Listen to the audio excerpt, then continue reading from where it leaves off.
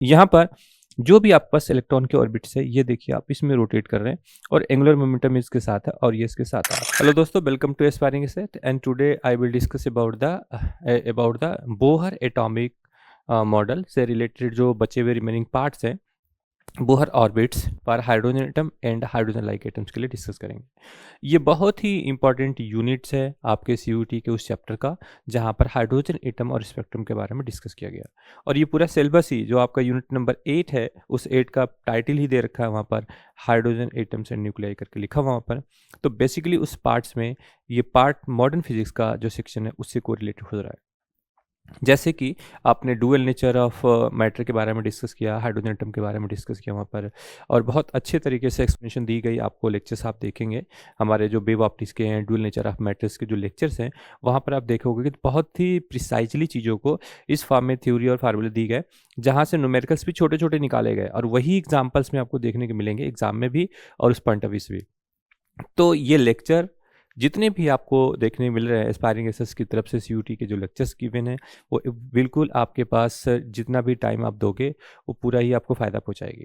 साथ में इस लेक्चर्स के लिए दो दो पॉइंट्स का इंपॉर्टेंस रखा गया है कि पेपर अगर टफ बनेगा तो किस तरीके के क्वेश्चंस आएंगे, इजी बनेगा तो कैसे आते हैं, फंडामेंटल क्वेश्चंस कैसे आते हैं, वो हर एक टॉपिक्स को उसमें कवर किया गया है और उसके हिसाब से आपको बहुत ही एक्सप्लेनेशन दिया गया है, डिटेल्स एक्सप्लेनेशन दी गई है। और जहाँ जहाँ पर इम्पोर्टेंट था, जैसे आपके पास इंटेंसिटी की इक्वेशंस निकाली गई, उसके डेरिवेशंस दिए गए, इस तरीके के जहाँ जहाँ इंपॉर्टेंस है वहाँ पर डेरिवेशन सेक्शन भी दिए जा रहे हैं, जहाँ फार्मूलों का इंपॉर्टेंस है वहाँ फार्मूले दिए जा रहे हैं और बिल्कुल एक एक पॉइंट्स को टिक किए जा रहे हैं। हर एक लेक्चर्स में अगर आप देखते हैं तो वहाँ पर इंपॉर्टेंट क्वेश्चन को टिक भी किए जा रहे हैं और वो इंपॉर्टेंट क्वेश्चंस पेपर से पहले आप जरूर देख के जाना, क्योंकि वो एग्जाम के लिए बहुत ज़्यादा इंपॉर्टेंट क्वेश्चन है। On the basis of analysis are the previous year question paper and their pattern of the paper also. तो कुछ क्वेश्चन तो ऐसे हैं जो आपके पीवाई क्यूज के इंपॉर्टेंट के बेसिस पर देखे गए हैं, पर कुछ ऐसे क्वेश्चन जो फार्मूला टिक किए जा रहे हैं वो इस बेसिस पर है कि दिए गए सिलेबस में कौन सा पार्ट सबसे इंपॉर्टेंट हो सकता है और वो किस फॉर्मेट में एग्जामिनेशन पूछा जा सकता है। ये दोनों ही चीज़ें आपके लिए बहुत इंपॉर्टेंट है और ये बहुत ही आसान से एग्जाम है और हाई रैंक के साथ आप क्वालिफाई कर सकते हो if are taking the seriously this all the lectures you are given by the aspiring aces. ठीक है, तो जो भी दिए लेक्चर्स दिए जा रहे हैं प्रॉपरली इंपॉर्टेंट लेक्चर्स है। कुछ एक ऐसी चीज़ें होती हैं जो रिवीजन सेक्शन से दोबारा भी उसमें वर्ड्स में नाम आ जाते हैं, बट उस चीज़ को आप बहुत ही फास्ट क्विकली आप उसको रिवाइज कर सकते हो। अब यहाँ पर जो एटम्स सेक्शन आपको दिख रहे हैं, जैसे ये दे रखा है Bohr's orbits for hydrogen and hydrogen like atom. इस वर्ड का मतलब क्या है? हाइड्रोजन लाइक का मतलब हाइड्रोजन की तरह जो बाक है, जैसे हीलियम है आपके पास, वो भी हाइड्रोजन लाइक में आ जाएगा और उसके अकॉर्डिंगली देख सकते हैं ईटीसी करके। नाउ रेडियस ऑफ ऑर्बिट की अगर हम बात करते हैं, पिछले लेक्चर्स में मैंने इसको डेरिवेशंस प्रॉपर करी थी, बट यहाँ पर मैं डायरेक्टली यूज करूंगा। यहाँ पर जो मोमेंटम आपके पास दी गई है, यहाँ पर ये सारे कैलकुलेशंस के बाद आपके पास M V R equal to N H upon 2 pi. ठीक है, ये रिलेशन होगा। और यहाँ पर जो भी आपके पास इलेक्ट्रॉन के ऑर्बिट्स है, ये देखिए आप इसमें रोटेट कर रहे हैं और एंगुलर मोमेंटम इसके साथ है और ये इसके साथ आ रहा है। इससे पता चलता है कि जो angular momentum L equal to है वो आर क्लास पी। तो जो मोमेंटम के साथ रिलेशन है वो यही चीज है, ये पहले भी डिस्कस किया गया था। And this is equal to, आप इसको लिख सकते हैं पी को M V R sine theta into N cap. ये पूरा फार्मूला इस तरीके से लिखा जा सकता है। अगर एग्जैक्टली ये दोनों परपेंडिकुलर हैं तो थीटा आपका यहाँ पर होता है 90, और अगर आप मैग्नीट्यूड लेते हो इस पे तो यहाँ पर इसकी वैल्यू से साइन 90 की वैल्यूज आपके पास आएगी 1। अब वो शायद मैग्नीट्यूड ले लीजिए, तो एल की जो मैग्नीट्यूड्स होंगी वो आपके पास एम वी इंटू आर आ जाएगा and this is equal to L represent किया जाता है इस तरीके से, इसी एंगुलर मोमेंटम के कॉन्सेप्ट को यूज करते हुए। ठीक है, इसी में एंगुलर मोमेंटम को यूज करते हुए जो यूनिट वेक्टर है 1, इसकी वैल्यू 1 आती है। ठीक है, नॉर्मल कंपोनेंट्स की। तो उसकी बेसिस पर एंगुलर मोमेंटम की जो दूसरी वैल्यू है N H upon 2 pi, is this is equal to N H upon 2 pi. ये रिलेशन इस पैटर्न के साथ जाता है और वही रिलेशन आपको यहाँ पर दिख रहा है। तो इस चार्ज का, इस इलेक्ट्रॉन का जो मोशन है, बिहेवियर है इस परपेंडिकुलर एल के साथ, वो इसी तरीके से दिखेगी। वेलोसिटी दिस वन v आपको दिख रहा है, वो भी इसी के अंदर प्रेजेंट है। जो p है, p की वैल्यूज क्या है यहाँ पर, p equal to m into vector v, दोनों ही चीजें। तो इसी दोनों चीज़ें इसी के साथ इन्वॉल्व हैं और इस रिलेशन के साथ आपको ये मिल जाएगा। इंपॉर्टेंट पॉइंट ये था जो मैंने पिछले क्लासेस में इसके पास न्यूमेरिकल्स भी कराया कि जो आपका आर एन की value is proportional to N square upon Z है, ये आपको याद रखना है। बेसिक फंडामेंटल चीज़ें छोटा सा रिकैप करते हुए हम लोग आगे की तरफ चलते हैं एक टेबल फॉर्म में। अब आपके पास आया था यहाँ पर स्पीड ऑफ इलेक्ट्रॉन। तो स्पीड ऑफ इलेक्ट्रॉन की जो वैल्यूज गिवन है यहाँ पर वो आपके पास ये वैल्यूज गिवन है। ये बहुत ही इंपॉर्टेंट वैल्यूज है, 2.2 into 10⁶ z upon N metre per second. ठीक है, और इस वैल्यूज के हिसाब से आपने देखा है इस where C is equal to speed of light 3 into 10⁸ meter per second, 3 into 10⁸ meter per second. इसके हिसाब से इस चीज को आप सॉल्व कर सकते हो। तो इस रिजल्ट का आपके पास होना इसलिए इंपॉर्टेंट है कि अगर वो कई बार अगर ऐसा होगा कि ये जो वैल्यूज गिवन है आपके पास, अगर इसकी वैल्यूज की जगह पर उन्होंने हाइड्रोजन के लिए तो 1 है और आपके पास मैंने बोला था ग्राउंड स्टेट के लिए हमने बोला था 1 होगा। ठीक है, 0 यहाँ पे अलाउ नहीं होती है। फर्स्ट एक्साइटेड स्टेट के लिए n की वैल्यू 2, सेकेंड एक्साइटेड स्टेट के लिए n की वैल्यू 3, थर्ड एक्साइटेड स्टेट के लिए n की वैल्यू 4। इस तरीके के सारे वैल्यूज को याद रख के इस पे चलना है। तो ये न्यूमेरिकल वैल्यूज गिवन होगी तो ये 1 अपान समथिंग जो इस एक्साइटेड स्टेट में चाहिए उसके अकॉर्डिंगली बस डिवाइड करोगे, आंसर आ जाएगा आपके पास डायरेक्टली। तो ये C अपान 137 भी एक बार पेपर में पूछा जा चुका है कि यहाँ पर इसको अल्फा बोलते हैं लोग, alpha is equal to C upon 137। ठीक है, ये रिजल्ट्स भी आप याद रखना, एक बार पेपर में ये भी देखने को मिल चुका है कि 137 इसकी वैल्यूज क्या है। ओके, नाउ आपके पास जो ये गिवन टेबल है उस टेबल के हिसाब से आप इसको देख सकते हो। ठीक है, इस टेबल के हिसाब से आप इसको देख सकते हो कि अल्फा की वैल्यू C अपान 137 आपको याद रखना है। एक बार पेपर में इस तरीके का सिर्फ ये अल्फा की वैल्यूज भी पूछी जा चुकी थी। ओके, नाउ आपके पास छोटा सा टेबल है जहां पर ये वैल्यूज आएगी एंगुलर मोमेंटम। ठीक है, ये आपके पास एंगुलर मोमेंटम है पहला टेबल। तो ओमेगा इक्वल टू V/R, क्योंकि आपके पास क्या होता है V equal to R omega की इस रिलेशन से ओमेगा की वैल्यू आपके पास V अपान RN होगा। पाई एम जेड स्क्वायर के पावर 4 अपान 2 एप्सिलॉन नॉट के square n cube into H cube. तो जो ओमेगा की वैल्यूज यहाँ पे आपको मिल रही है, ओमेगा इज प्रोपोर्शनल टू, यहाँ पर आप लिखोगे जेड स्क्वायर और नीचे आपके पास आएगी n का क्यूब। और आपको पता है कि ओमेगा की वैल्यूज क्या होती है 2π/t, और यहां से कोरिलेट करना मत भूलना आप, omega equal to 2π into F and two omega equal to 2π/t। तो ये दोनों ही रिलेशन, अगर आप एंगुलर स्पीड की आप बात करते हैं तो यहाँ पर Z square upon n cube होगा। अगर आपने फ्रीक्वेंसी की बात करी तो सेम रिलेशन आएगा, लेकिन अगर आपने टाइम पीरियड की बात करी तो ये इसका उल्टा हो जाएगा। It means t is proportional to n cube upon Z का square, n cube upon Z का स्क्वायर। इस बेसिस पर आपके पास ये जो वैल्यूज आपके पास दिख रही है इसको आपको याद रखना इंपॉर्टेंट होगा। देखो इसमें से कोई एक आपको दिखेगा, बट आपके पास यही चीज इंपॉर्टेंट है कि आप कैसे इसको करेक्ट करते हो।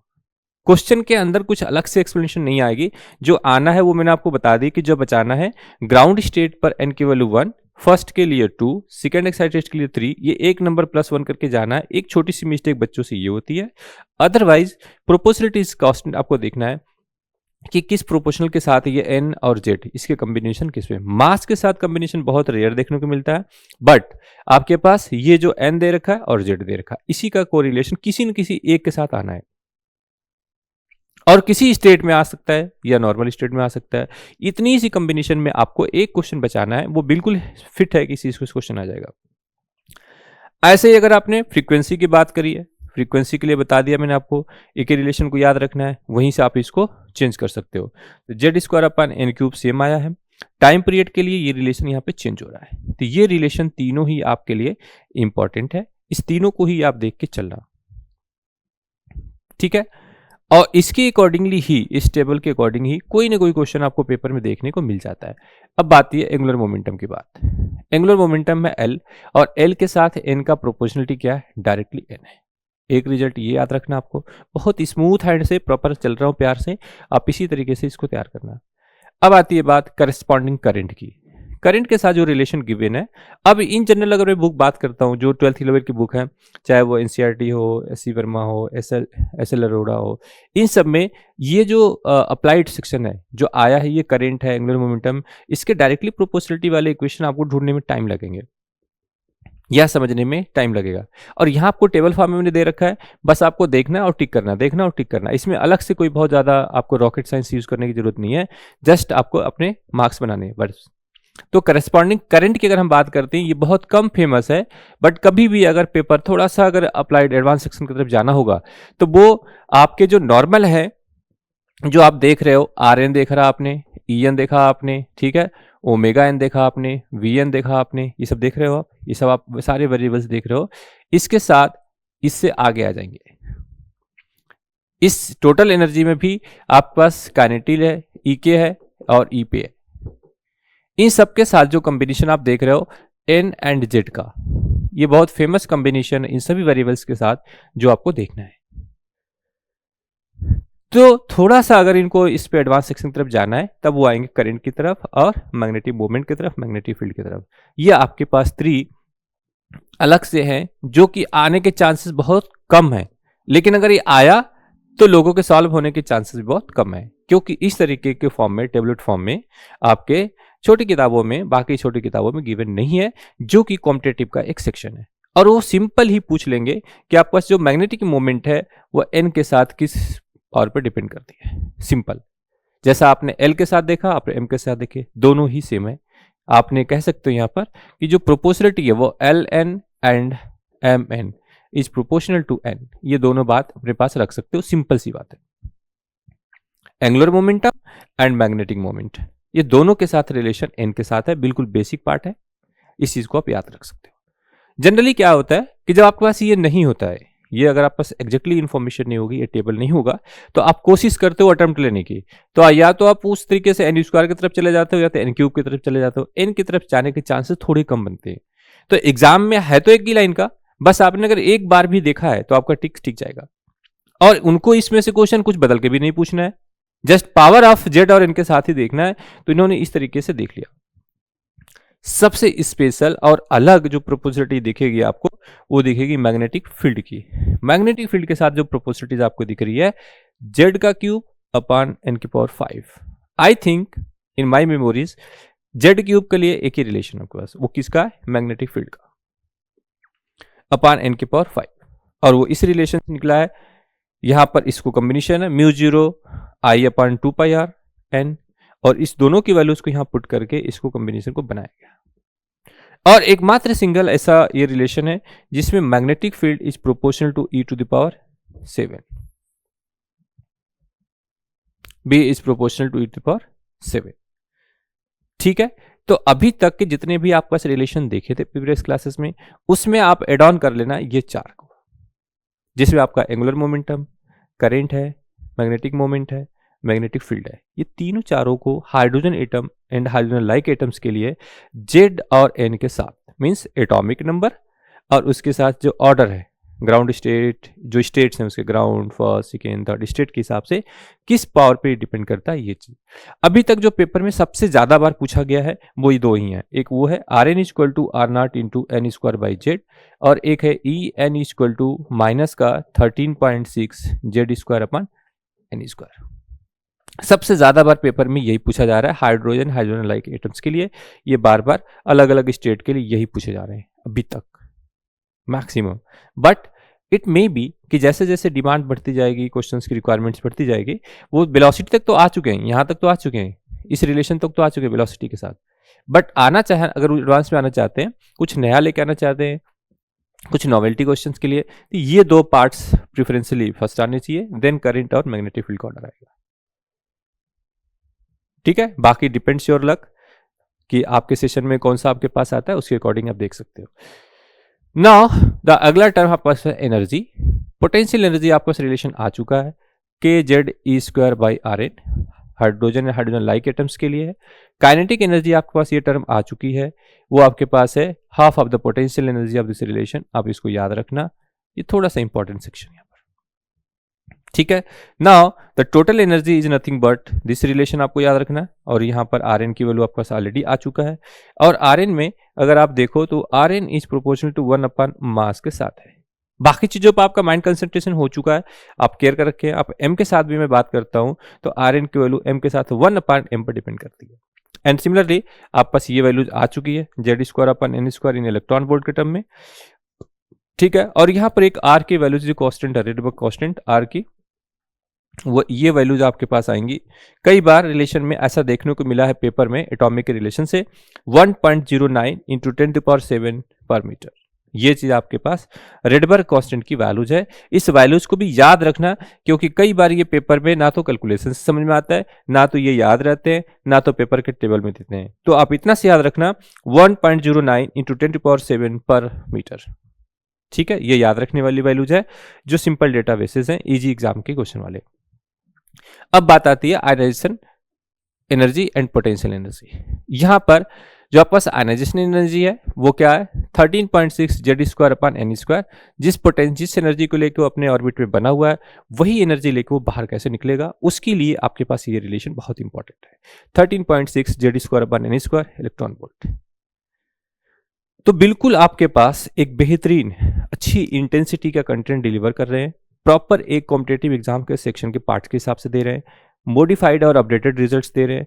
सभी चीज को रिकॉल करके सीयूटी के सभी क्वेश्चन का आप आंसर कर सकते हैं, कोई भी क्वेश्चन इससे बाहर नहीं आना पेपर में, ठीक है। बाकी आप पीवाई कुछ का हमारा सेशन देख सकते हैं, एज वेल एज जो हम लोगों ने इसके लिए प्रैक्टिस सेशन दे रखा है वो भी आप देख सकते हो। दोनों में आपको बहुत फायदा मिल सकता है। For hydrogen atom in a ground state 13.6 electron, ground state में n की वैल्यू 1, इस बात को आपको याद रखना है कि ये होगा, इसके लिए ये रिजल्ट आपके पास होंगे। The potential through which an electron needs to be accelerated so that it acquire energy equal to the ionization energy is called ionization potential. The V ionization upon is equal to E ionization by E.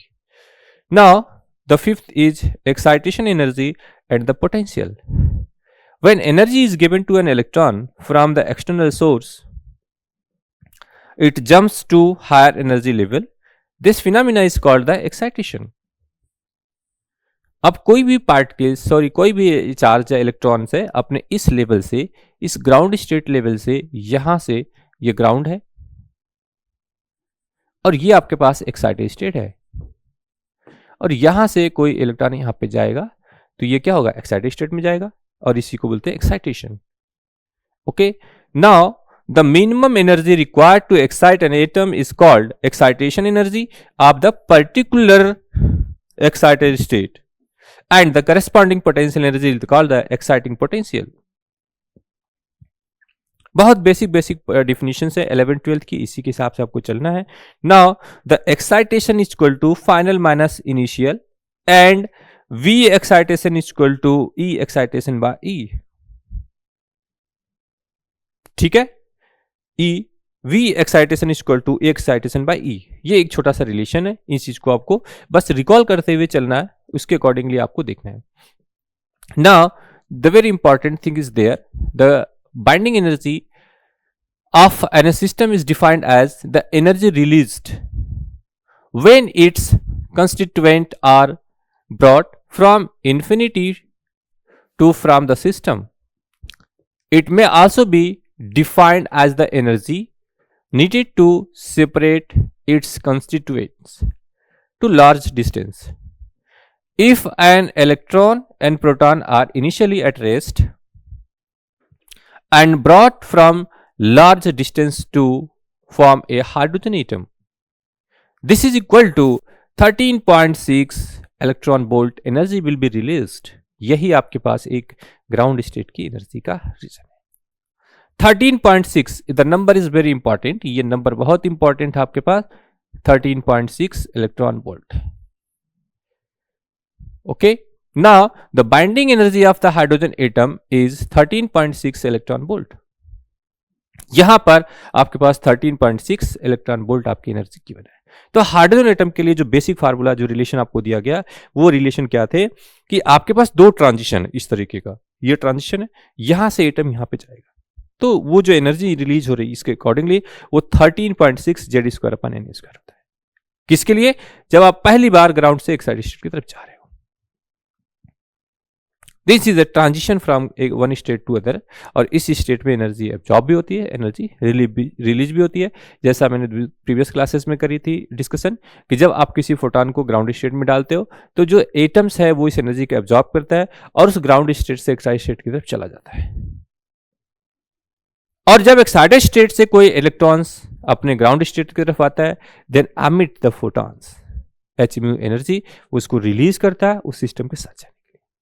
तो दोनों चीजों को आप combination के साथ देख सकते हो कि absorb photon and ground from ground to excited state, and when going from excited to ground state release the energy of the photon order.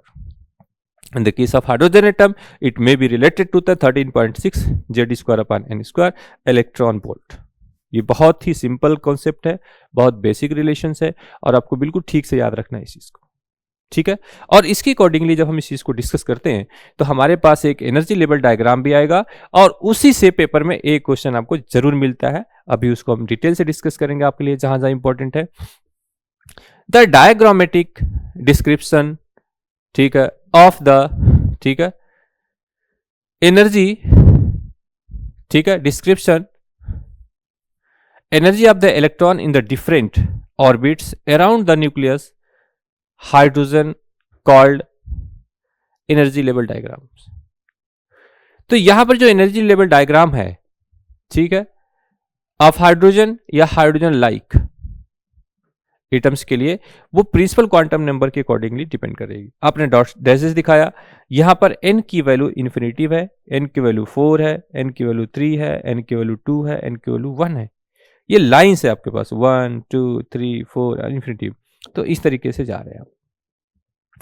First orbit में ग्राउंड स्टेट है, सेकेंड ऑर्बिट में first excited state है, third orbit में second excited state है, fourth orbit में third excited state है, infinitive में infinitive है। यही चीज आपको बहुत ठीक से याद रखना है और इसी के बेसिस पर भी आपसे क्वेश्चन एग्जाम में पूछा जा सकता है कि आपका फर्स्ट ऑर्बिट मींस जो n की वैल्यू है वहां पर ग्राउंड स्टेट में n की वैल्यू क्या 1 आएगी और वो n की वैल्यू यहां पर है और इसी चीज को आपको याद रखना है, ठीक है। तो जब ग्राउंड एक्साइटेड स्टेट की बात करते हैं तो जब आप ग्राउंड स्टेट में हो गए तो आप 1, फर्स्ट एक्साइटेड स्टेट ये देख रहे हो, फर्स्ट एक्साइटेड स्टेट के लिए n की वैल्यू कितनी आएगी 2, सेकेंड एक्साइटेड स्टेट के लिए n की वैल्यू कितनी आएगी 3, थर्ड एक्साइटेड स्टेट के लिए कितनी आएगी n की वैल्यू 4 और इनफाइनाइट एक्साइटेड वैल्यू क्या आएगी इनफाइनाइट। और वैल्यूज को आप देखिए, इस वैल्यूज को आप देखिए 13.6 इलेक्ट्रॉन वोल्ट ग्राउंड स्टेट में, उसके ऊपर आपके पास ये 13 माइनस का 3.4 electron volt and then after 1.51 electron volt and जैसे जैसे आप ऊपर की तरफ जा रहे हैं ये वैल्यूज आएगी माइनस का 0.854 इलेक्ट्रॉन एंड ये 0। ये जो वैल्यूज आपके पास आ रही है माइनस का 13.6 इलेक्ट्रॉन वोल्ट, यहां पर ये वैल्यूज होगी E N equal to minus का 13.6 Z square per N square electron volt. यहां पर ये एन की वैल्यूज है, एन की वैल्यू जैसे आप पुट करोगे 1 पुट करोगे तो आपके पास ये आ जाएगी फॉर एन की वैल्यूज 1 के लिए, एन की वैल्यू 2 पुट करेंगे आप तो ये 4 आ जाएगा, तो 13.6 अपॉन 4, ठीक है, इसको आप डिवाइड करेंगे तो ये अप्रोक्सीमेट 3.4 इलेक्ट्रॉन वोल्ट आ जाएगा। 3 के लिए आप डिवाइड करेंगे तो आपका बेसिक रिलेशन यही है, इसी रिलेशन से आपको ये वैल्यूज फाइंड आउट करनी है।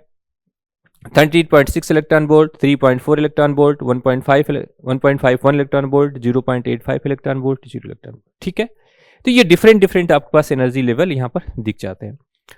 ट्रांजिशन ऑफ इलेक्ट्रॉन, जब आप इसकी बात करते हो ट्रांजिशन ऑफ इलेक्ट्रॉन, इससे रिलेटेड जब कोई कॉन्सेप्ट आपके पास आता है वो बहुत इंपॉर्टेंट होगा, क्योंकि इसी ट्रांजिशन में जो आपके पास डिफरेंट ट्रांजिशंस आपको दिखेंगे 1 2 3 4 5 6 यही सारी चीजें ट्रांजिशन इट में भी तो 1 से लेके यहां पर हो सकता है, यहां से लेकर यहां हो सकता है, यहां से लेके कहीं भी हो सकता है, ठीक है, हाइड्रोजन एटम के लिए।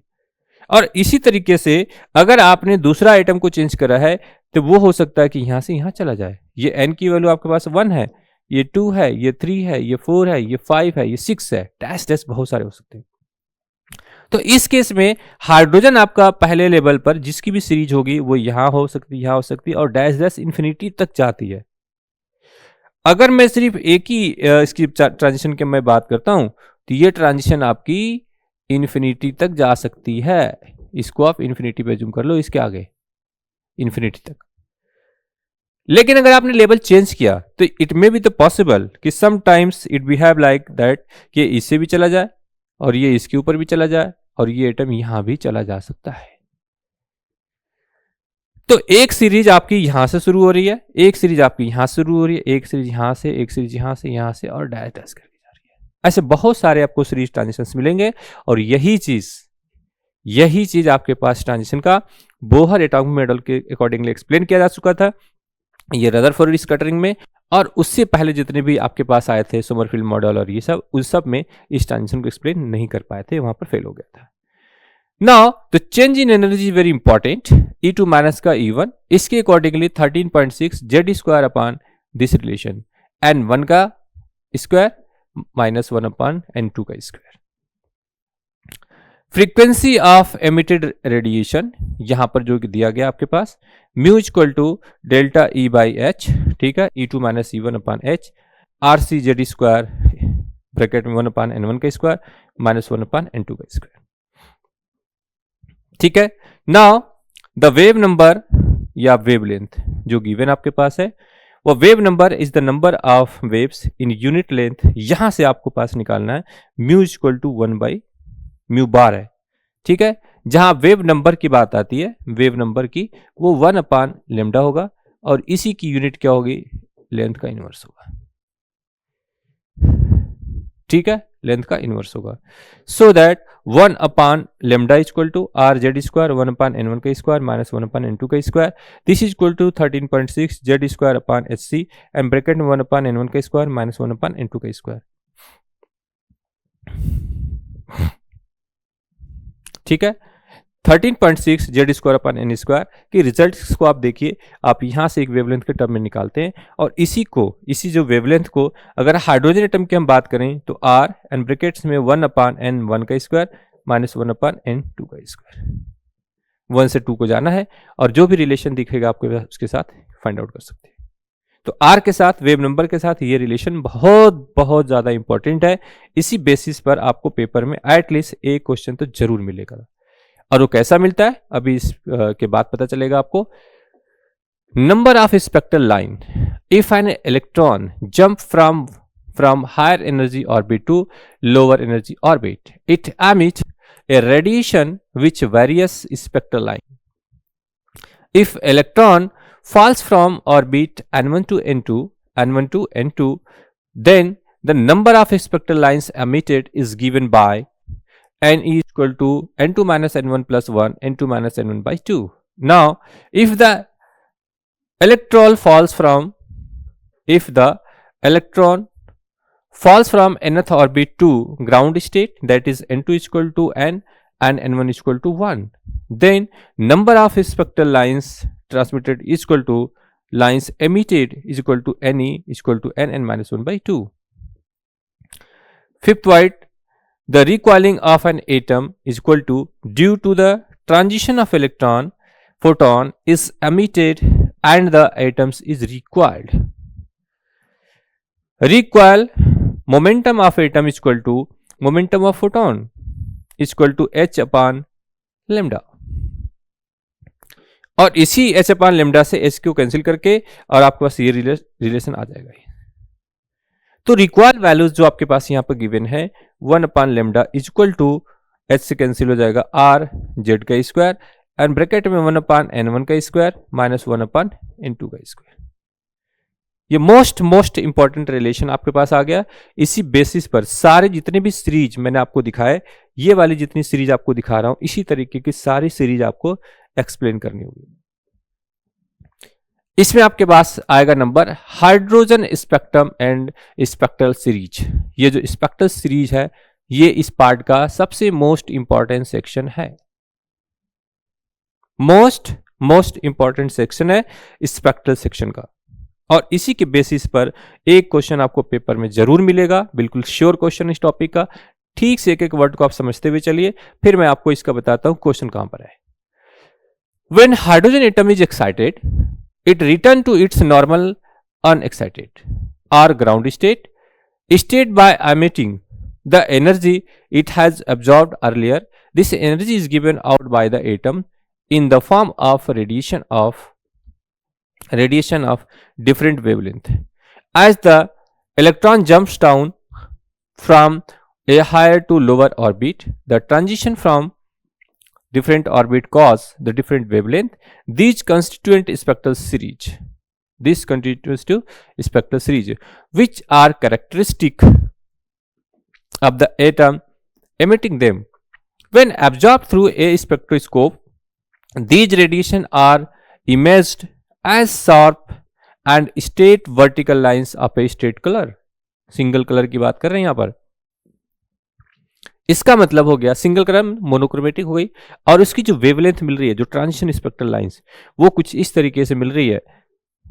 ठीक है, ऐसे मिल रही होंगी बहुत सारी स्पेक्ट्रल लाइंस, और इसी सीरीज को वो एक्सप्लेन करेंगे। Now the spectral lines arising from the transition of electron from A spectra series, बहुत इंपॉर्टेंट क्वेश्चन होगा इस पार्ट से, और उस बेसिस पर हम लोग इसको एक्सप्लेन करेंगे। Mainly, there are 5 series and each series is named after its discoverer as a Lyman series. पहली सीरीज हो गई 1, फिर आपके पास होगा बाइमर सीरीज, ठीक, बामर सीरीज हो गई 2 नंबर, और पास्कल सीरीज 3 एंड ब्रैकेट्स की series number 4 and P found की वैल्यूज हो गई आपके पास 5। फाउंड सीरीज बोलते हैं इसको।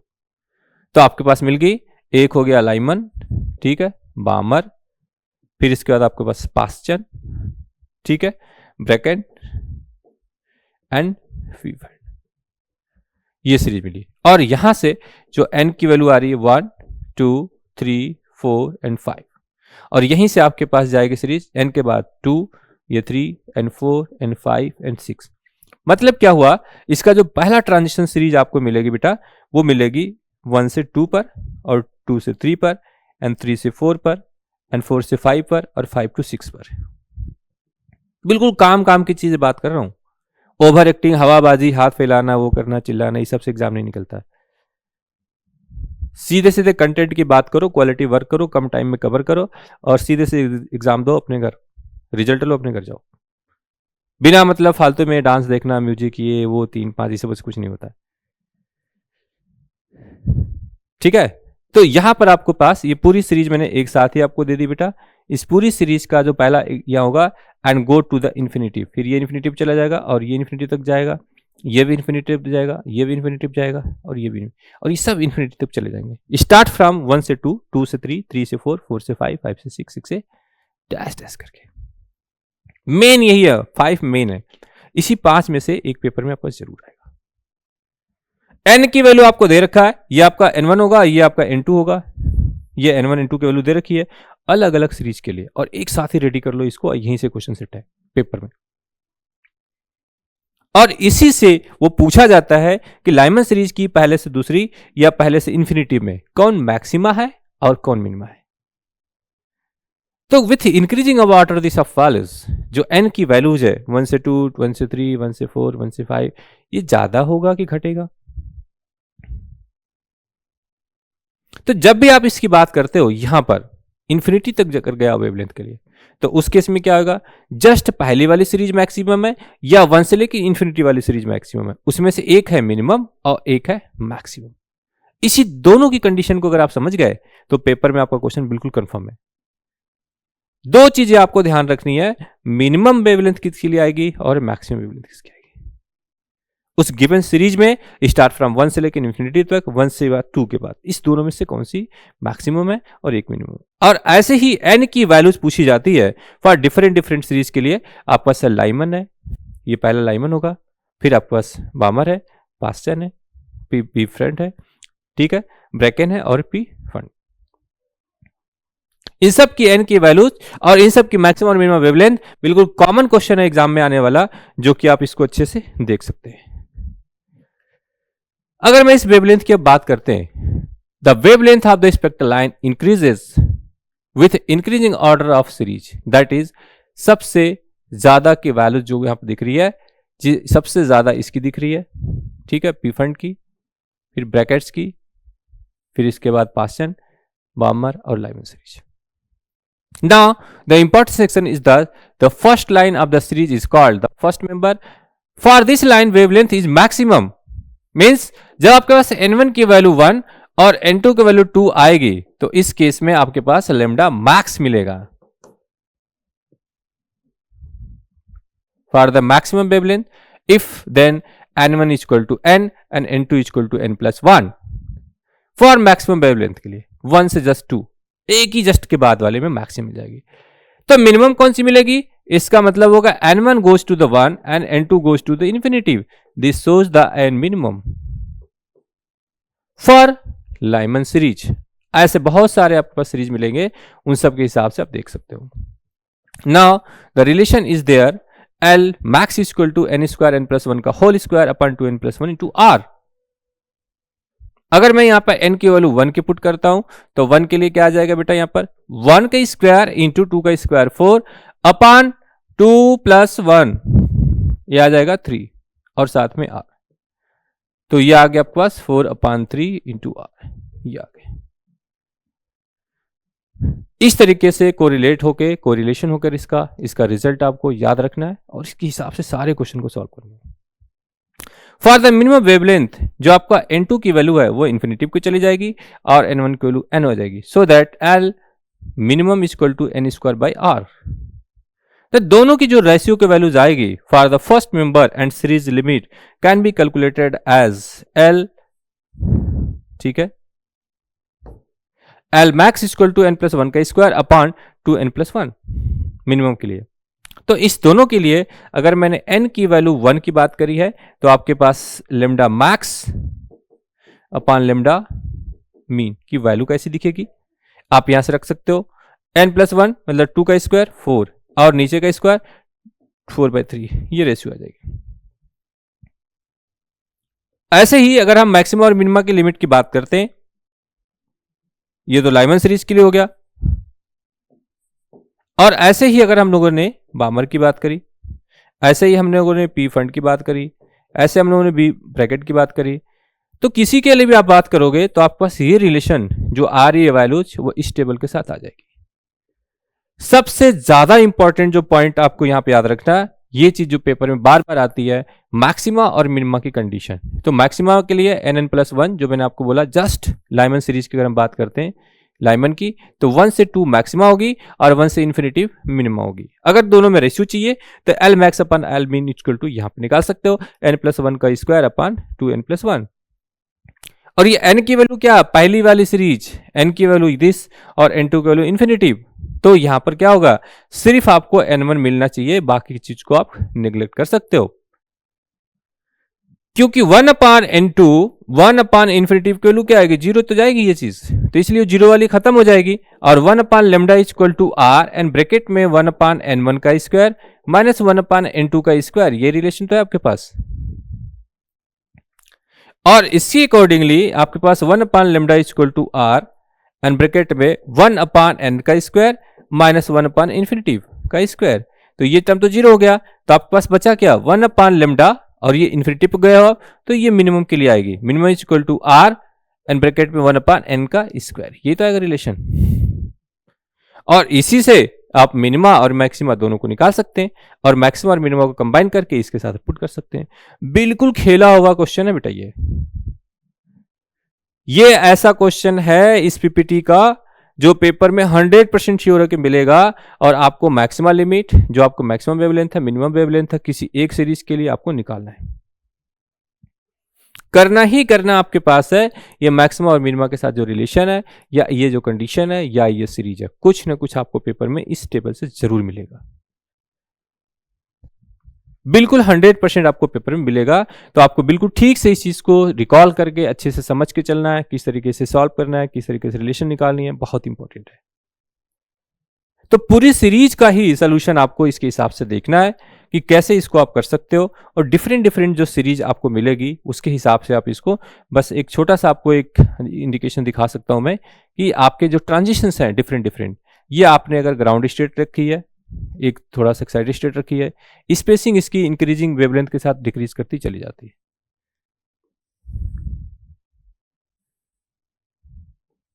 और पास पास होती चली जाएगी। और इसके साथ जो ट्रांजिशन आपके पास दिखेगा तो वो ट्रांजिशन भी आपको यहीं से दिख जाएगा। ठीक है, एक के बहुत सारे इनफाइनाइट सीरीज बन जाती हैं और डैश डैश करके आगे छोड़ दो आप। यहां पर ये है सीरीज इन्फिनिटिव की और ये है सीरीज आपकी।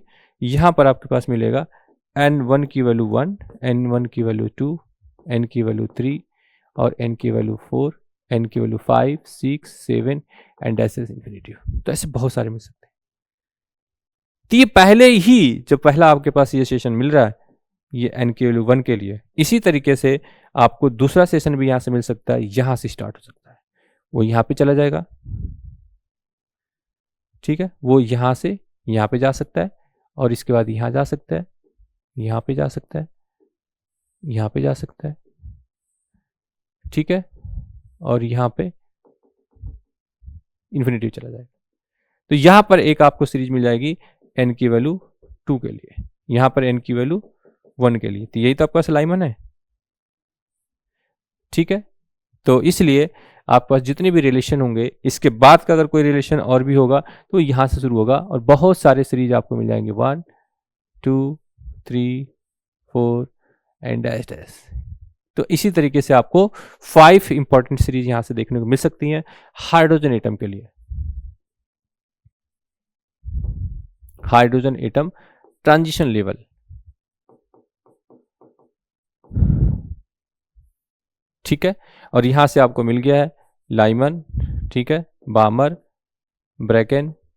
ठीक है, जो सीरीज आपके पास यहाँ पे गिवन है इस वाली सीरीज के अकॉर्डिंगली आपको लिखना है, इस वाले की लाइमन, बामर, पास्कन, ब्रैकेन, पीफर्न। ठीक है, और यही सीरीज आपको यहाँ पे ये इस वाले के लिए लेना है, लाइमन, बामर, ठीक है, ब्रैकेन, पीफर्न। ठीक है, तो n की वैल्यू 1, n की वैल्यू 2, n की वैल्यू 3, 4 एंड 5। ठीक है, लाइमन, बामर, पीफर्न, ब्रैकेन, ठीक है, पास्कन, ये पास्कन और ब्रैकेन और पीफर्न। ठीक है, ये n की वैल्यू लाइमन, बामर, ठीक है, और पास्कन, ब्रैकेन और पीफर्न। तो पास्चन के लिए आप बहुत इंपॉर्टेंट है, पास्चन और ये ब्रैकेन और पीफर्न। ठीक है, ये बामर और ये लाइमर। n की वैल्यू इसके लिए 1, 2, 3, 4 एंड 5। इसी सीरीज को आपको लेके चलना है। इसका मतलब क्या है, यहां से इसकी स्टार्ट होगी इस सीरीज की, जो आपको इस टेबल में दिख रहा है 1 को लाइमन यहां से स्टार्ट हुआ तो n की वैल्यू यहां से स्टार्ट हुई है। जब आपने बामर की बात करोगे तो वो n की वैल्यू 2 से स्टार्ट होगी, ये बामर है। अगर आपने पास्चन की बात करी है तो पास्चन 3 से स्टार्ट होगा, यहां से n की वैल्यू 3 से, डिफरेंट लेवल्स के साथ ही है। और ऐसे ही जो बचे हुए 2 सीरीज हैं वो सीरीज इसके बाद स्टार्ट हो जाएंगे यहां से। ठीक है, इनफाइनाइट तक चले जाएंगे और ये n की वैल्यू 4 के लिए, और लास्ट में आपके पास पी फंड आ जाएगा। ठीक है, पी फंड वाली वैल्यू से निकल जाएंगे। तो सारे वैल्यूज इस तरीके से मिलेगी। तो इन सब के जो वेवलेंथ हैं, वो एनर्जी है, वो डिफरेंट डिफरेंट आपको मिल जाएंगे। जितनी भी एनर्जी है जो आपका सीरीज है, ये सीरीज बहुत ही ज़्यादा इंपॉर्टेंट पेपर के लिए, वो आप देख सकते हैं। अब उसकी बेसिस पर कुछ वैल्यूज कैलकुलेटेड मिलेंगी और आपको याद रखना है कि किस तरीके से, कैसे पूरे टेबल याद रखना है, ये बहुत इंपॉर्टेंट है। अब आपके पास लाइमन सीरीज की बात है, अभी तक बिल्कुल कंक्लूड हो चुका है, सब कुछ फाइनल आपके पास बताया जा चुका है कि किस तरीके से आपको इस रिजल्ट को याद रखना है। तो आपका जो लाइमन सीरीज है, लाइमन सीरीज फ्रॉम n2 से इन्फिनिटी पे जा रही है, ये बात बिल्कुल ठीक रखना है। ये n2 है, ठीक है, 1 से स्टार्ट होगी और इन्फिनिटी से स्टार्ट होगी। इसका जो फार्मूला है वो क्या है, 1/λ equal to r and brackets में हाइड्रोजन एटम के लिए n1 का स्क्वायर माइनस 1/n2 का स्क्वायर। ठीक है ना, जैसे कि आपके पास सीरीज पहले भी बता रखा मैंने, ये होगा लाइमन, ये आपके पास है गिवन बामर, ठीक है, पास्चन, ब्रैकेन और पीफर्न। n की वैल्यू 1, 2, 3, 4 एंड 5। ठीक है, और अगली सीरीज होगी 2 की, 3 की, 4 की, 5 की, 6 की। ठीक है, एंड डैश डैश इसके बाद इन्फिनिटिव, डैश डैश इसके बाद इन्फिनिटिव, डैश डैश इसके बाद इन्फिनिटिव, डैश। अब इस टेबल के साथ, ठीक है, इस टेबल के साथ एक छोटी सी बात आपको और याद रखनी है बेटा, यहां पर यूवी, ठीक है, ये आपको एक और चीज याद रखनी, यूवी। यूवी क्या है यहां पर, यही चीज आपको दिख रही है, देखो, ultraviolet, visual region, infrared, infrared, infrared. तो जो सीरीज इनकी चल रही है, लाइमर, बामर, पास्कन, ब्रेकेन, फीफॉन, ठीक है, तो जो इनकी सीरीज चल रही है उसमें ऑर्डर भी इसी का याद रखना है और आपके पास ये फार्मूले भी ऐसे याद रखनी है। इसी के बेसिस पर 1 अपान जो लेमडा की वैल्यूज है आर, एंड ब्रैकेट में 1 अपान n1 का स्क्वायर माइनस 1 अपान n2 का स्क्वायर। इतनी सी बात अगर आपको याद है, इतनी सी, तो आप सारे वैल्यूज, कोई भी वैल्यूज निकाल सकते हैं। लेमडा मैक्स और लेमडा मीन, ये टेबल भी आपके पास है, lambda max upon lambda mean equal to क्या है, n+1 का स्क्वायर अपॉन 2n+1, यही है ना, इसी बेसिस पर निकालना है। पूरी टेबल को समराइज कर दिया मैंने यहां पर, और यहां पर ये चीज जाएगी आपके पास, ये चीज, ये है आपके पास मिनिमा के लिए, और ये चीज जाएगी आपको मैक्सिमा के लिए। देखो अब कितनी आसानी से सारी चीज आपको याद करा रहा हूं, कितनी इजी तरीके से आपको सारा चीज याद कराते हैं कि जो मैक्सिमा है ये सब इस पर मैक्सिमा होंगी और इन सब पे सब मिनिमा होंगी। इन सब के वेवलेंथ की वैल्यूज, जो लेमडा है वो है, इसके लिए मैक्सिमम वेवलेंथ है और इसके लिए मिनिमम वेवलेंथ है सबके लिए। और कौन से रीजन में सब पढ़ते हैं, यूवी है, तो लाइमर, बामर, पास्कन, ब्रेकेन, पीफंड, ये 5 इंपॉर्टेंट सीरीज है हाइड्रोजन एटम्स की, जिसमें लाइमन की स्टार्ट होगी आपके पास n की वैल्यू 1 से 2 पर, बामर की स्टार्ट होगी 2 से 3 पर, पास्कन की स्टार्ट होगी 3 से 4 पर, और ब्रेकेन की स्टार्ट होगी 4 to 5 पर, और पीफंड की स्टार्ट होगी आपके पास 5 to 6 पर।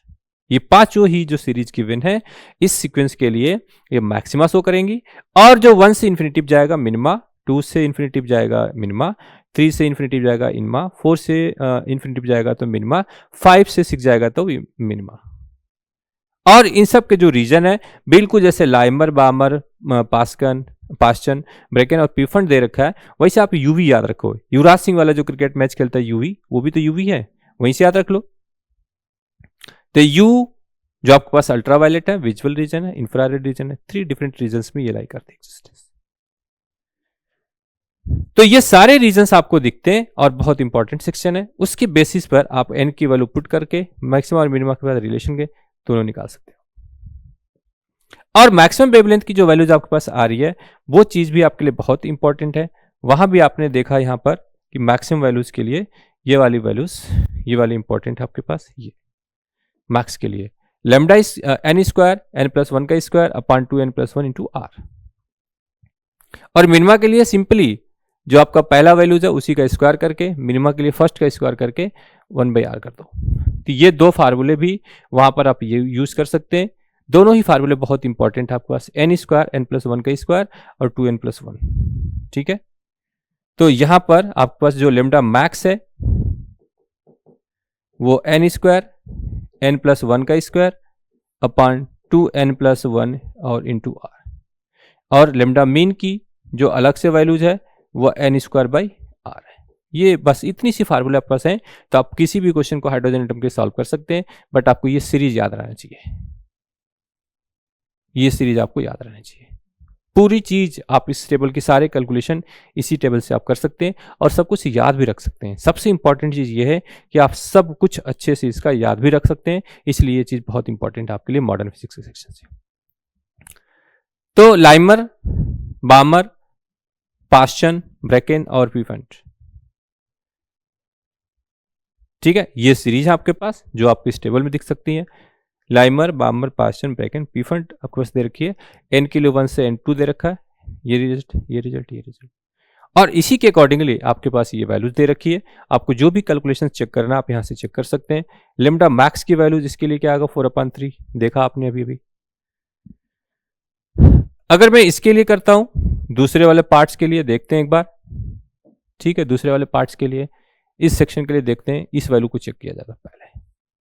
अगर ये वैल्यूज आपके पास हैं, दिखाता हूं मैं आपको, तो वहां पर क्या है, n की वैल्यूज वहां पर 2, तो 1/2 का 4 माइनस 1/9, यही ना 3 का 9, इस दोनों की और साथ में r का मल्टीप्लाई और 1/λ मैक्स की वैल्यूज, तो कितना आएगी, ये हो गया 36 और यहाँ पे 9 माइनस 4 5 हो गया, तो 5/36 और इंटू r।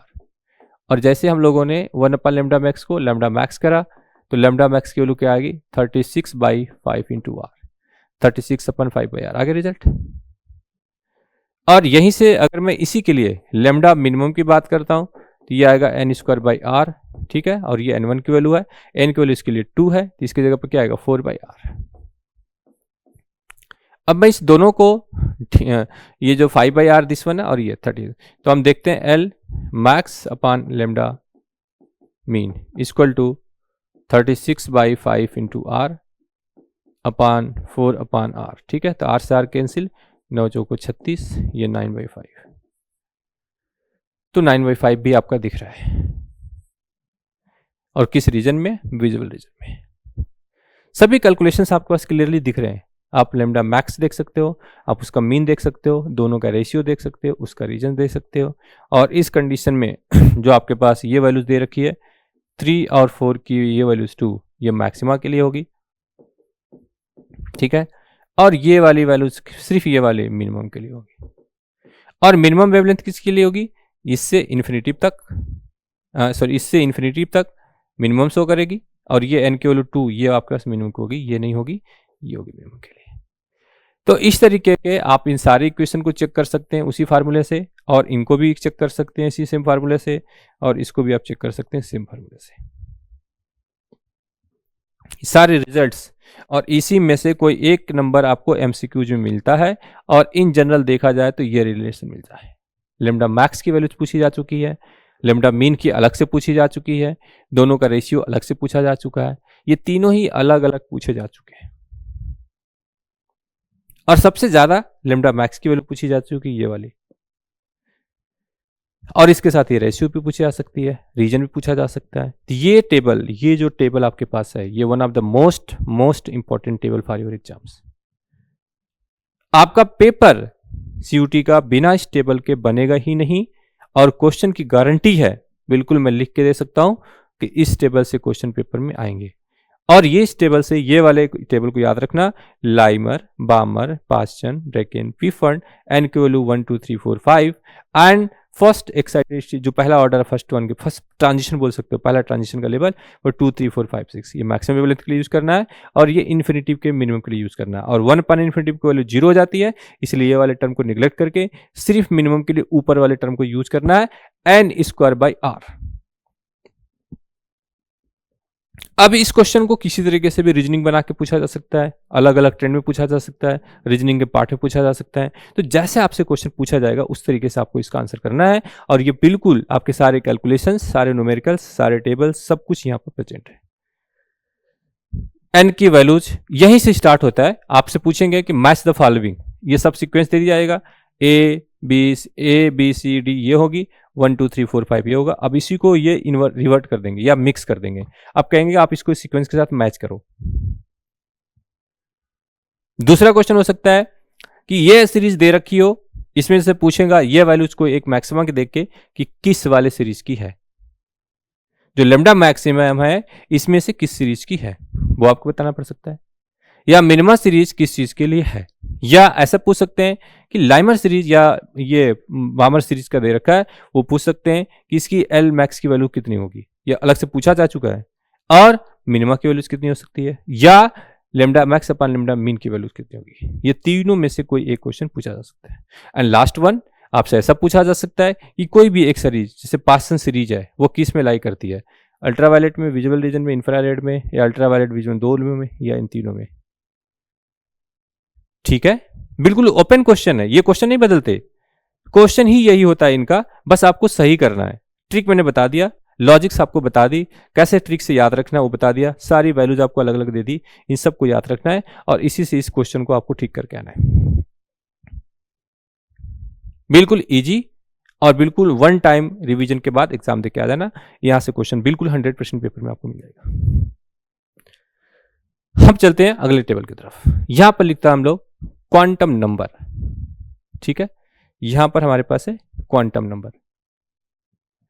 क्वांटम नंबर बहुत बेसिक फंडामेंटल है, यहां से बहुत क्वेश्चन पेपर में देखने को नहीं मिलते हैं, बट इन जनरल एक ओवरव्यू आपके पास होना चाहिए ताकि कोई एमसीक्यूज बनाया जाए, या आपके पास आजकल असर्शन रीजन के क्वेश्चन पूछते हैं, या हो सकता है इससे केस बेस्ड स्टडी बना दी जाए, तो वहां पर आप इस चीज को एनालिसिस करके इसको ठीक कर सकें। इसके लिए जरूरी है कि ये चीज बेसिक फंडामेंटल बैकग्राउंड भी आपके होनी चाहिए, जैसे कि an atom contains large number of cell and sub sales.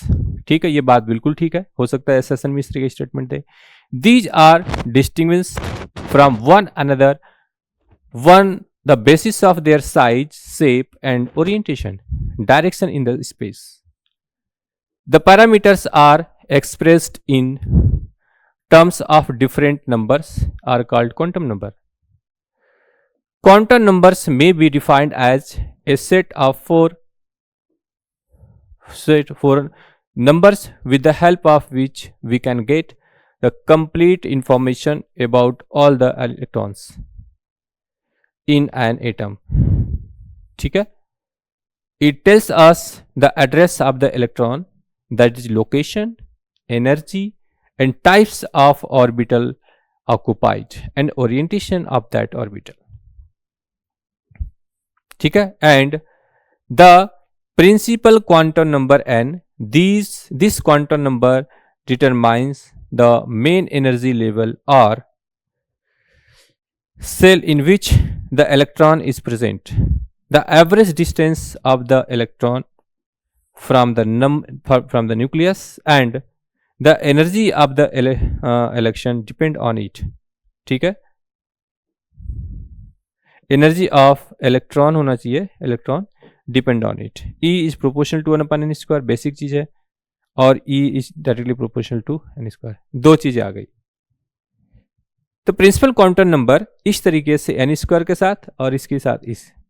तो यहां पर आपने देखा जब ऑर्बिटल की आप बात कर रहे थे तो En इक्वल टू माइनस का 13.6 Z²/n², ये था, एक एनर्जी थी।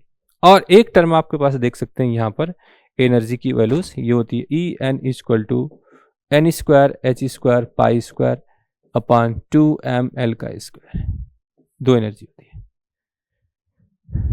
पार्टिकल इन बॉक्स केस में, इन ट्रांजिशन केस में ये दोनों चीजें अलग अलग एग्जिस्ट करती हैं।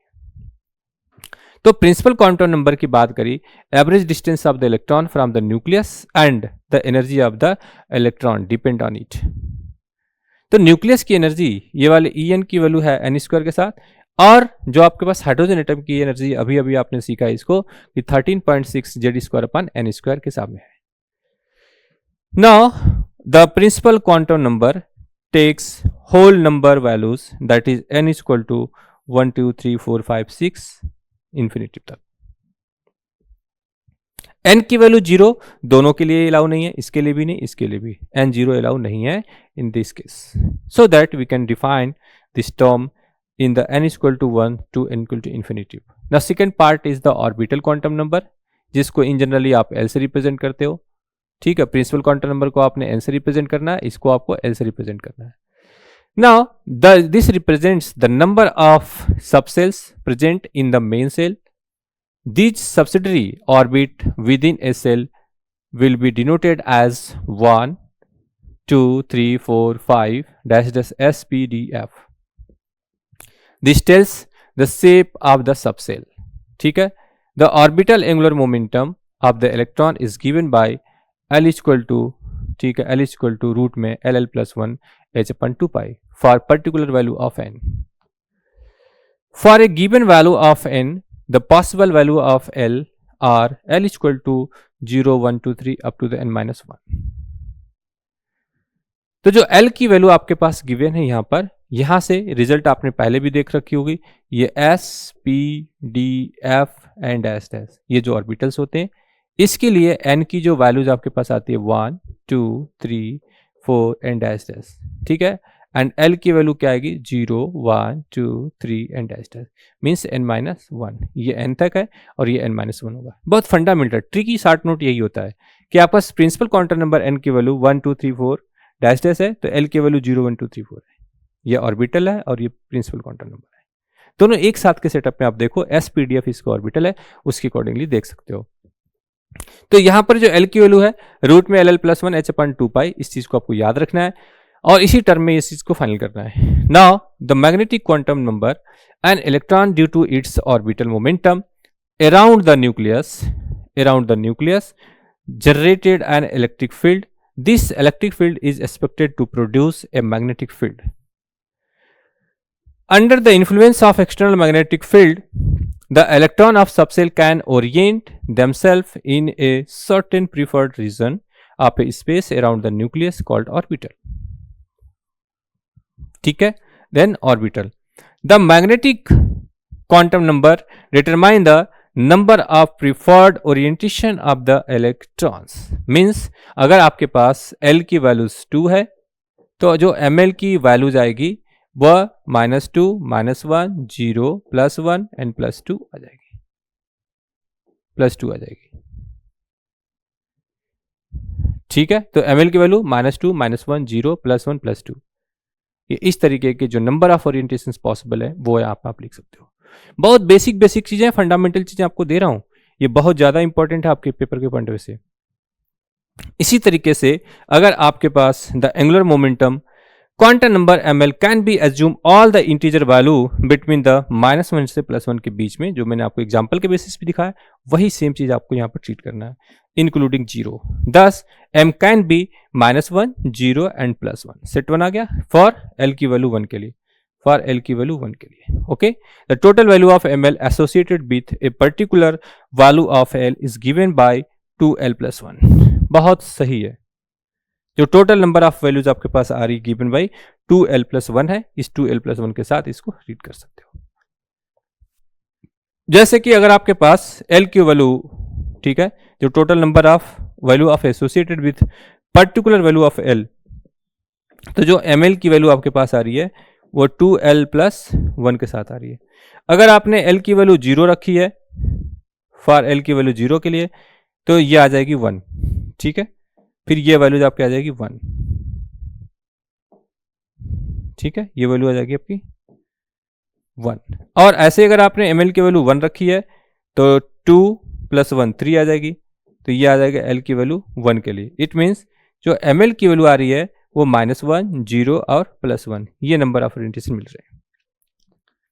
ऐसे अगर आपके पास l की वैल्यू 2 है तो इसके लिए जो आपके पास टोटल ml की वैल्यू आएगी वो 2l + 1 से l की वैल्यू 2 होगी तो ये 5 आएगी। ये 5 कौन सी है, 1, 2, 3, 4 एंड 5, टोटल 5 आ गए। तो इसी तरीके से आपके एवरी l के लिए ml की इतनी सारी वैल्यूज मिल जाएगी। तो n की वैल्यूज के लिए l n-1 है और l की वैल्यू के लिए ml 2l + 1 है। इसके क्रमिनोलॉजी को समझिए और उसी क्रम के अकॉर्डिंगली आप इसको सेट कर दीजिए, तो बिल्कुल सारे वैल्यूज आपको मिलते चले जाएंगे। तो बहुत ही सारा इंपॉर्टेंट सेक्शन है यहाँ पर और उसके हिसाब से आपको देखते चलना है। Now the spin magnetic quantum number ms, an electron is an atom not only the revolve around the nucleus but also spin about its own axis, since an electron can spin either in clockwise direction or in a anti-clockwise directions. Therefore, for any particular value of magnetic quantum number, the spin quantum number can have the two values, that is ms equal to half, then spin ms equal to -half. Means अगर s की value 1/2 है तो ms की value क्या हो जाएगी, ±1/2। ठीक है, this quantum number helps to explain the magnetic property of the substance. Out of 4 quantum numbers, only n and s are the independent. n और s means principal quantum number और spin quantum number, ये दोनों ही independent है, बाकी सब एक दूसरे के साथ डिपेंडेंट है। तो आपके पास सिंपल n की वैल्यू 1 के लिए ये 0, मैंने पहले आप एक्सप्लेन कर दिया। n की वैल्यू 2 के लिए l की वैल्यू 0, ये क्या है, ये 1 होना चाहिए, कुछ गड़बड़ होगी यहाँ पर। ठीक है, हाँ ओके ठीक है, और 2 के लिए 1 है यहाँ पर, ये थोड़ी सी यहाँ पर मिसप्रिंट हो गई है, ये सीक्वेंस रुक जाओ। ठीक है, तो यहाँ पर सबसे पहली वैल्यूज आपको ये एज्यूम कर लो कि यहाँ कैंसिल आउट कर देता हूँ, ये n की वैल्यू 1 ले लो। ठीक है, तो पहला आपके पास आ जाएंगी यहाँ से तो एम एल की वैल्यूज जो आपके पास दिख रही है यहाँ पर, एम एल की वैल्यू, एन की वैल्यू 0 के लिए 1 आनी चाहिए, ठीक है 1। तो एन की वैल्यू 1 के लिए एल की 0 और एम एल की वैल्यू जो आपके पास गिवन है वो 2l+1 ही तो है, तो एल की वैल्यू 0 रखोगे तो यहाँ पर 1 आ जाएगा। एन 2 की वैल्यूज अगर आप, एन की वैल्यू 2 है तो एल की वैल्यू यहाँ पर n आ जाएगा। इसका मतलब क्या है कि जो n की वैल्यूज आपके पास है 1, n की वैल्यू है 1 2 3 4 एंड डैश डैश, तो l की वैल्यू जो आपके पास n-1 है, this is equal to 0 1 2 3 and 4 and dash dash, ठीक है। तो n और l मिल गया। अब आपके पास ml चाहिए, तो ml के लिए आपको 2l+1 है, तो इसे आप निकाल लीजिए। और ms चाहिए आपको, तो s plus minus half spin के लिए, इसके लिए भी आप 2s+1 लिख सकते हो। इसके लिए भी देखो, इसके लिए ms की जो वैल्यूज है वो 2s+1 लिख सकते हो आप, ये भी नंबर आ जाए। तो s की वैल्यू हाफ स्पिन है तो 1/2 कर दोगे आप तो 2 आ जाएगा। इट मीन्स स्पिन s की वैल्यू हाफ के लिए जो ms की वैल्यू आएगी वो +-1/2 आ गई, 2 आ गई। तो ये चीज भी आप यहां से निकाल सकते हैं, कोई प्रॉब्लम वाली बात नहीं है। और इस सेल का जो नाम है वो क्या है, k है, l है, m है और n है, ये इसके सेल है। इस सेल के अकॉर्डिंगली आप इसको सॉल्व कर सकते हैं। 1 के लिए, ml के लिए 3 वैल्यूज है, ठीक है, ये 3 के वैल्यूज है। और अलग अलग ऑर्बिट्स की बात कर रहे हैं, अगर s के लिए कर रहे हैं तो s के हिसाब से देखो, p का देख रहे हैं तो p के हिसाब से देखो। तो बेसिकली सिंपली यही है कि आपका जो सीरीज बन जाएगा यहाँ से s के साथ sp और spd ऐसे बना सकते हो। तो 1 2 2p 3s 3p और 3d आ गया तीनों, ये एक सीक्वेंस है। उसी सीक्वेंस से आप सारे आइटम्स को यहाँ से भर सकते हो। तो आज के अभी इसी सेशन में, आपकी सीरीज में यहाँ तक, अगले सेशन में फिर मिलेंगे नए टॉपिक के साथ। तो आज के लिए thank you so much and all the best for your examination. आज का ये लेक्चर बहुत ज़्यादा इंपॉर्टेंट है आपके पेपर के लिए, सो दैट आप इस तरीके के ढेर सारे लेक्चर्स के लिए हमारे चैनल को सब्सक्राइब कर लीजिए और इस वीडियोस को आप बार बार देखिए, ताकि आपके पास एक कंप्लीट कंटेंट के साथ आपको लेक्चर्स दिया गया जिसमें आपके पास इंपॉर्टेंट क्वेश्चन भी बताए गए हैं और वो श्योरली पेपर में आपको देखने को मिलेंगे। तो आज के लिए इतना ही, thank you so much and all the best.